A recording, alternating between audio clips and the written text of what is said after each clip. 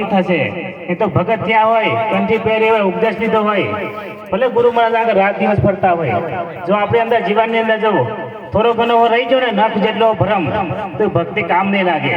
આ નિર્ભય થઈને ભક્તિ કરવાની છે, સુરવીર થઈને, એનું કામ છે ભક્તિ કરવાનું। જીવનની અંદર આપણી અંદર એક જ છે પવન, એ આત્મા પરમાત્મા। આત્મા કો કે પરમાત્મા કો કે પ્રભુ કો કે ગુરુ કો એક જ છે, એ રામાપદ કો કે માતાજી કો એક જ પવન છે, બીજો પવન આવે એમ નથી। પણ એક ખુમારી હોય છે, આ બેનો નથી આપણે છોકરીઓ ધૂનથી, એટલે ખુમારી આવી જાય એમ નહીં, બીજું કઈ નહીં। આ ભજન વાગે એટલે ખુમારી આવી જાય, એટલે એ ધૂની પડે છે। નહીં તો આ દેહની અંદર બીજો પવન આવે એમ છે નહીં, એક જ પવન છે। અલગ ધનિક હોય તોય, ગુરુ મહારાજ કોઈ તોય, કે પરમાત્મા કહો તોય એક જ પવન છે, બીજો આવે એમ નથી। એમ તો આવે કઈથી? એમ સૂર્ય કેટલા છે? એમ તો કે એક જ છે। એમ પાણી કેવું?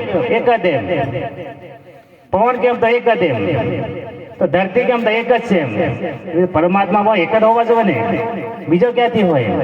આ તો બધા ઘાટ છે અલગ અલગ, અંદર રહેવા વાળો પરમાત્મા તો એક જ છે।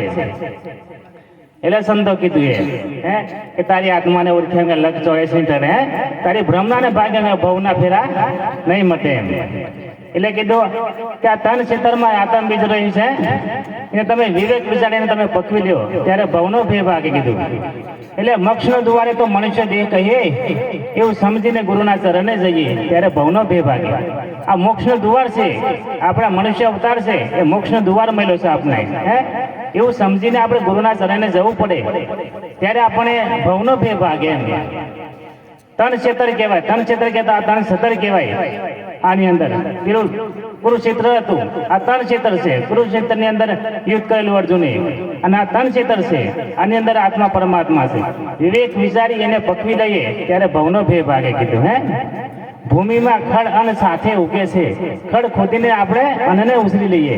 જમીનની અંદર આપણે વાવીએ, ચોમાસાની અંદર મકાઈ વાવો, કપાસ વાવો, કોઈ બી ભેગું ખડવો ઉગે છે, પણ ખડને આપણે નીંદી નાખીએ છીએ અને છોડવાને ઉછરી લઈએ છીએ।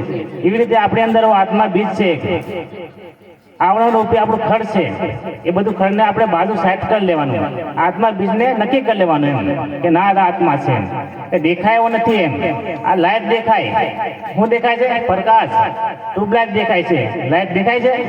અમે વાયર સોલીને તમે આંગળી તો કેવો ઝટકો લાગે છે? એવી રીતે આપણે અંદર પરમાત્માઓ છે, પણ એ દેખાય તો નહીં, એ અનુભવમાં આવશે। ગોળમાં ગળપણ છે, પણ દેખાશે ને એ ગોળની ઢેપલી મેળશો, પણ ગળપણ કેવું છે ખબર નહીં પડે, ખાશે તો ખબર પડશે કે ના આવું ગયું છે। એ ભક્તિઓ આવી છે, ગુરુ ચરણમાં આવું છે। તો બોલો સદગુરુ મહારાજ નો જય। હાલ હવે